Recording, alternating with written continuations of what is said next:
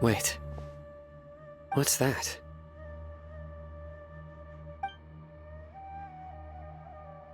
A load of flowers. And it looks like there's something among them. These are King Deshret runes.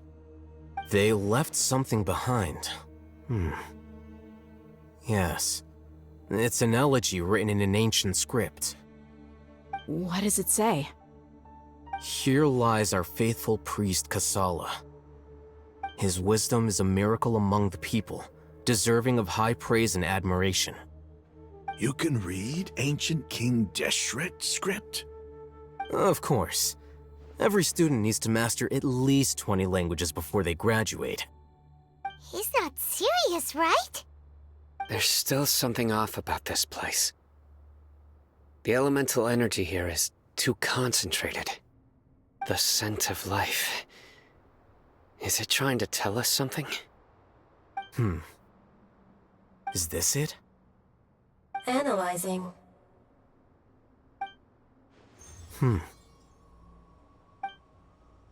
There seems to be a hidden message among these skeletal remains. Excellent. There's a device from King Deshret's civilization in this gravesite. I'll transmit the information over and project it for everyone to see. Isn't sharing knowledge against the Academia's rules? Yes. However, under the circumstances, I'd prefer you to see this for yourself. You'll understand after watching it.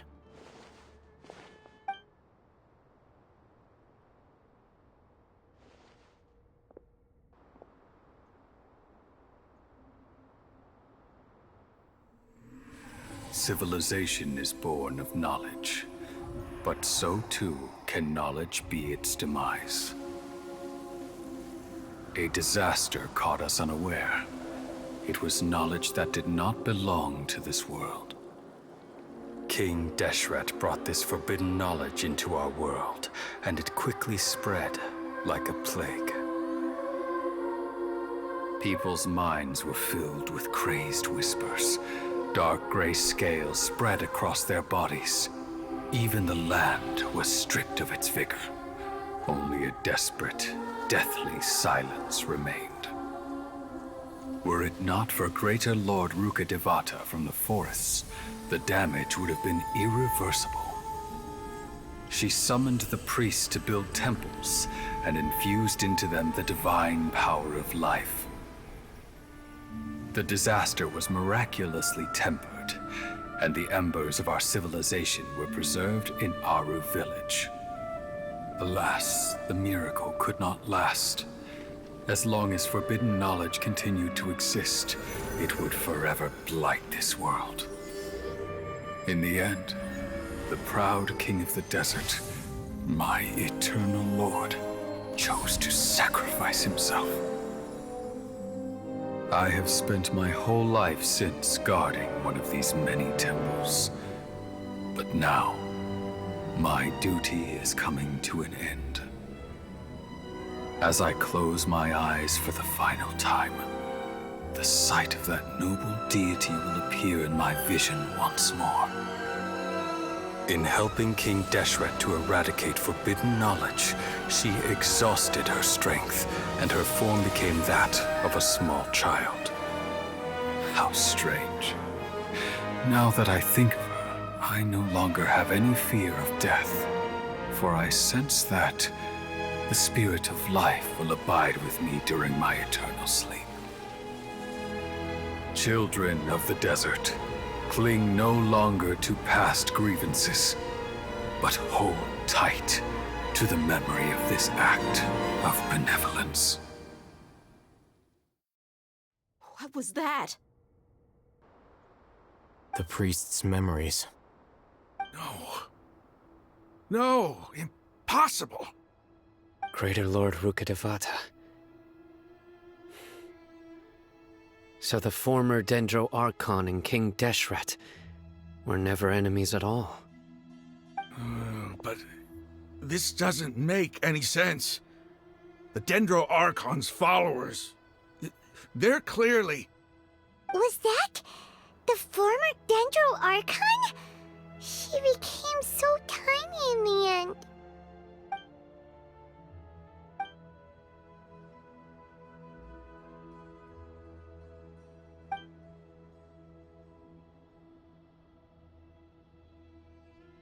You might be distrustful of the Akasha, but there's no reason for you to doubt King Deshret's technology.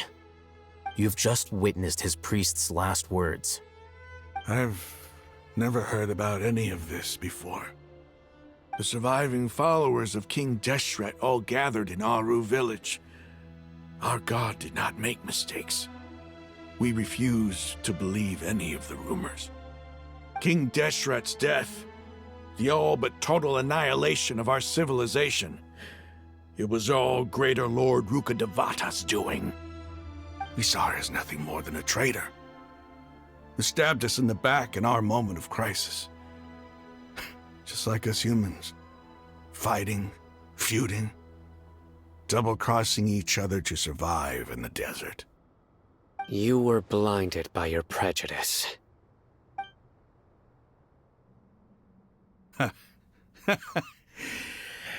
If I hadn't seen this for myself, if I hadn't witnessed his last words with my own eyes, ears, and heart, how could I ever begin to accept this? The truth is so far from what I've always known. Am I really supposed to believe that after all these years, all this time seeking revenge, suddenly now my enemy is my savior? Raman, that's enough. Give it a rest. You're starting to make a fool of yourself.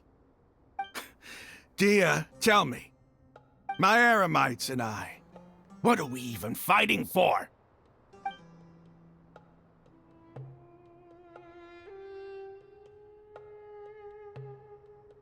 Hey, how you doing? I'll live. Thanks. I should probably go. Can't just stay here forever. What's your next move gonna be? Oh, I know what you're going to ask. I feel deeply ashamed of everything I've done. You'll get everything you're asking for. But please, give me some time. After everything that's happened here today, somehow I need to explain it to the others. It's not gonna be easy. Well, I guess that's for me to deal with. Dia, this is where our camp is. Make a note of it. When would be a good time for us to go? Tomorrow, I'll convince everyone that we're all on the same side. And I'll return every last one of your your village keepers. We'll share our other resources with you, too.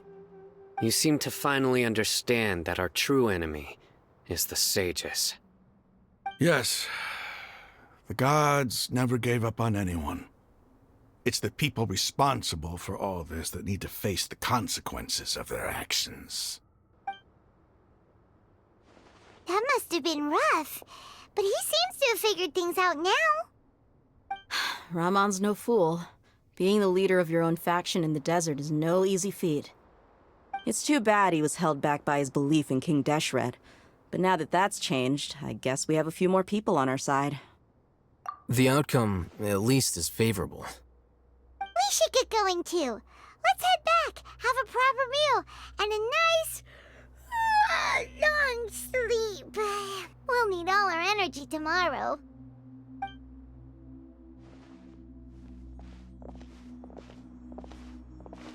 Sino, we're leaving! Stop yelling.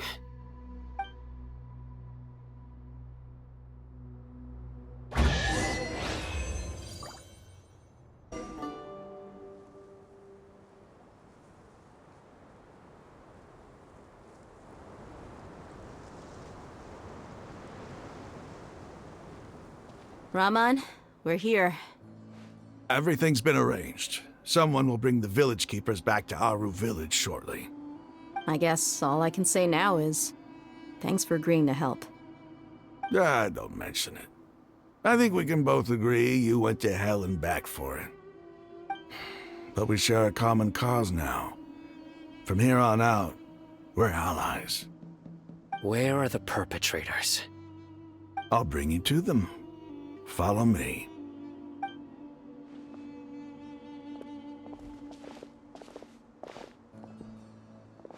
So these are the people who kidnapped the village keepers. Oh no, it's the scribe! There's no need to yell. No one can help you now. We've been all over the desert trying to find you!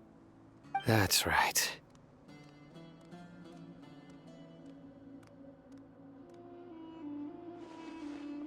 General Mahamatra?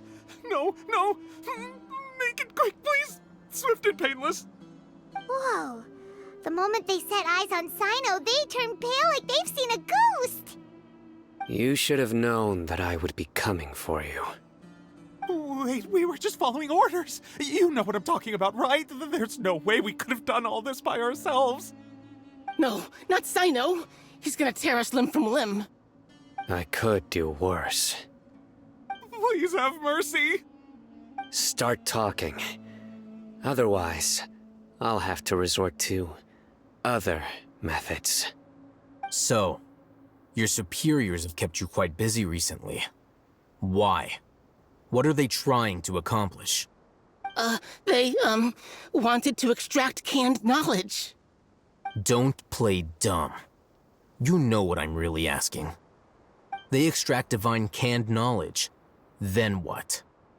I really don't know how to explain it! Well, you better start talking or you'll be sorry! You don't want to make things any more difficult for yourself, do ya? Be my guest.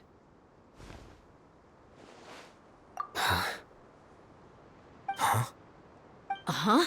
That sure didn't sound like a fancy metaphor or anything. You're serious, aren't you? How did you know? There's no use hiding it now. Yes, you're right. The Academia is working on an important and potentially world-changing project. They are creating a new god. A god that will belong to them and to the people of Sumeru. It may seem as if Sumeru's academics are thriving, but ever since the death of Greater Lord Rukkhadevata, scholarly breakthroughs have been few and far between. The withering of Earth has been getting worse recently. The sages have tried everything they could think of, but nothing's worked. I'm always hearing them say things like, if only Greater Lord Rukkhadevata was still with us. Continue. And then, someone from the Fatui showed up. They called him the Doctor. He brought a gnosis and said he wanted to borrow the Academia's research facilities. The Doctor was previously expelled from the Academia. At first, the sages looked down at him in disdain. But when he said those words, everyone's expression changed. He asked them, "Do you wish to create a god?"